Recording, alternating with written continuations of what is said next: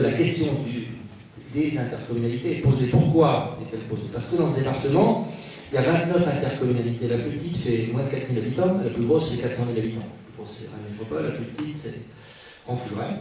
29 intercommunalités. Peut-on faire la même chose avec 400 000 habitants qu'avec 4000 habitants? Peut-on? Sûrement pas. Peut-on, au vu de ce qui nous attend, raréfaction des finances publiques, ça a été clairement dit.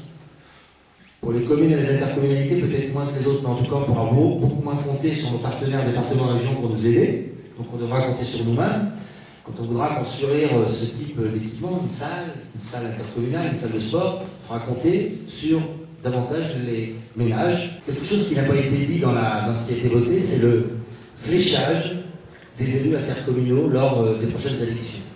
Donc ça va changer. Donc dans toutes nos intercommunalités, les conseillers communautaires seront désignés, alors est-ce que ça sera à partir de 500 habitants ou 3500, mais seront désignés, on fléchera, donc les électeurs diront, monsieur un tel, madame une telle, seront élus à la communauté de communes.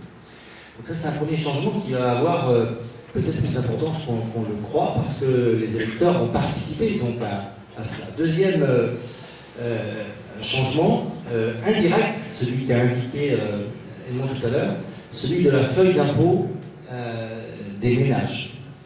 Dès l'année prochaine, sur toutes les feuilles d'impôt des ménages, la part qui sera votée pour l'intercommunalité dans beaucoup de communes sera supérieure à celle qui sera votée pour la commune, puisqu'il y a eu un transfert.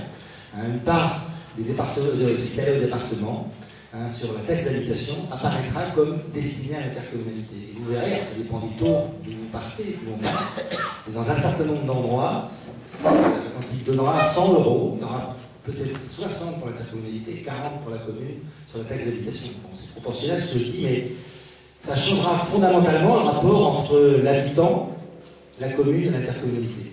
Demain, qui instruira les permis de construire? Demain, qui donnera du conseil pour placer des panneaux et faire la voirie? Avant, on avait un État qui était effectivement présent, des services décentralisés. Une petite communauté de communes, alors c'est pas de gaieté de cœur qu'on va être obligé de se saisir de ces questions, mais si personne ne le fait, il faudra bien que ce soit par exemple l'intercommunalité qui le fasse. Si la dimension qu'elle a n'est pas suffisante pour embaucher un ingénieur en urbanisme, un ingénieur en voirie, un ingénieur, qui le fera? Donc la décentralisation elle a aussi de sens que si on a en face une organisation territoriale qui nous permet de la gérer correctement.